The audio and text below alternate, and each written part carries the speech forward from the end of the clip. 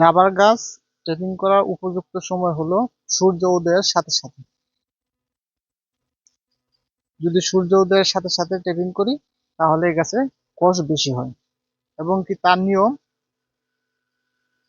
এই গাছটি ধরেন 18 ইঞ্চির বেড় আছে, নতুন গাছ, এটা খোলার নিয়ম হলো 34 ডিগ্রি অ্যাঙ্গেলে এটা ট্রেনিং করতে হবে। এই গাছটি যখন আমরা এই লাগানো হয়, লাগানোর 6 বছর পরে গাছ ট্রেনিং এর উপযুক্ত হয়।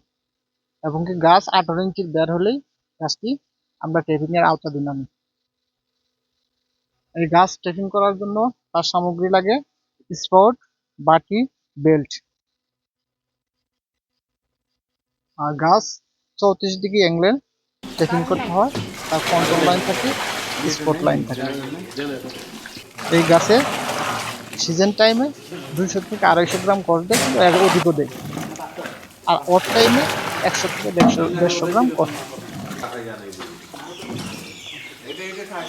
আমরা কষটা যখন ফিল্ড থেকে নিয়ে আসি, নিয়ে আসার পরে ট্যাঙ্কে বসাই, ট্যাঙ্কে বসানোর পরে এসিড দেওয়ার পরে আমাদের ওটা হচ্ছে জমাট বেঁধে যায়। জমাট বাঁধানোর পরে আমাদের পার্টিশন ট্রেড আছে, সেই পার্টিশন ট্রেড দিয়ে আমরা এটাকে ভাগ করি। ভাগ করার পরে আমরা যখন হচ্ছে একদিন পরে ওই শীতগুলো আমরা শুকাই, ওঠার পরে আমরা এই রুলিং মেশিনে আমরা ইয়ে করি।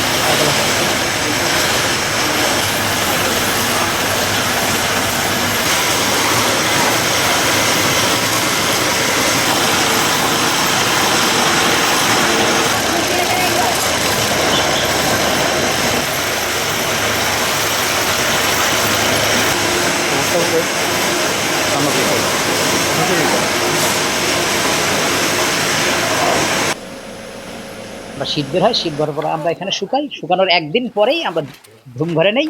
ধুম ঘরে 3 দিন থাকার পরে আমরা ওটা আবার বের করি, বের করে আমরা বান্ডিল করি।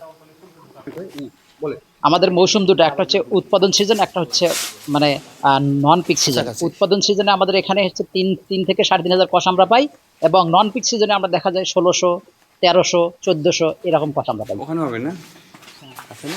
আমাদের আসলে জনবল কম, কিন্তু তারপরে আমাদের মোটামুটি একটা রোলিং মেশিন চালাতে গেলে মিনিমাম 5 জন লোক লাগে। আবার আমাদের হচ্ছে বিভিন্ন প্রসেসিং করতে, যেমন হচ্ছে ধুমঘরে হচ্ছে আমাদের হচ্ছে নেওয়া, সেখানে লোক লাগে। তারপরে হচ্ছে এখানে শুকানো, সেখানে লোক লাগে। মানে যতগুলো আমাদের হচ্ছে ভ্যাকেন্সি দরকার, কিন্তু আমরা ততগুলো ভ্যাকেন্সি আমাদের লোক নাই এখানে, আমাদের লোকবল শর্ট।